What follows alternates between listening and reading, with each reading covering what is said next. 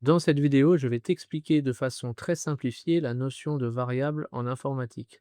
La réalité est bien entendu bien plus complexe et dépasse de loin le programme de collège. Ce qui sera expliqué dans cette vidéo sera suffisant pour passer le brevet.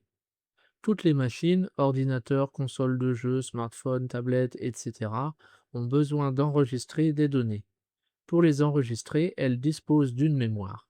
Pour simplifier les choses, il suffit de se représenter cette mémoire sous la forme d'une immense grille de plusieurs milliards de cases.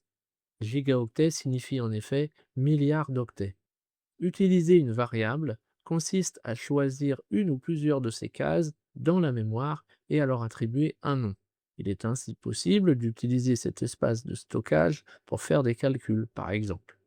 Dans l'exercice 1, nous devons compléter une trace.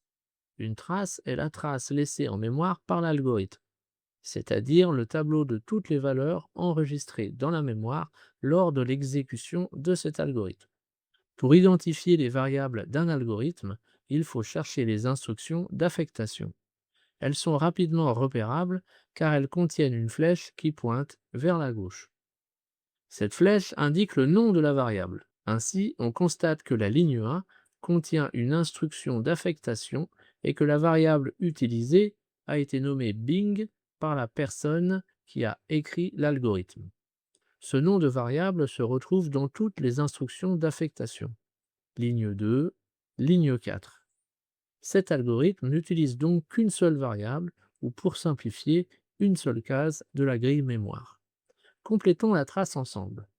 Pour comprendre un algorithme ou un programme, il faut se mettre à la place de la machine et exécuter les instructions données de façon rigoureuse. À la ligne 1, je remarque une instruction d'affectation. Une instruction d'affectation doit être lue en partant du côté droit de la flèche. Il est très important de respecter ce sens de lecture. Je lis donc en premier le nombre 4.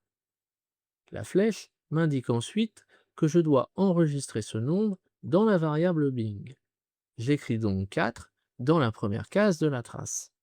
En mémoire, la machine enregistre le nombre 4. À la ligne 2, je remarque encore une instruction d'affectation. Je lis donc en premier Bing moins 2 fois Bing. Dans cette expression, la machine va devoir substituer, c'est-à-dire remplacer le mot Bing par le nombre qui est enregistré en mémoire dans la case qui a pour nom Bing, c'est-à-dire 4. La machine va donc devoir effectuer le calcul 4 moins 2 fois 4. La priorité est à la multiplication. Moins 2 fois 4 donne moins 8 et 4 moins 8, moins 4. La flèche m'indique ensuite que je dois enregistrer ce nombre, moins 4, dans la variable Bing.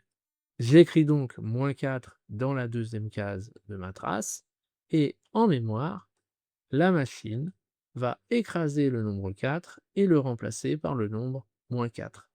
À la ligne 3, je remarque une instruction répétée.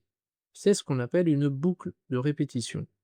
Les instructions situées à l'intérieur de cette boucle doivent être répétées autant de fois qu'indiqué.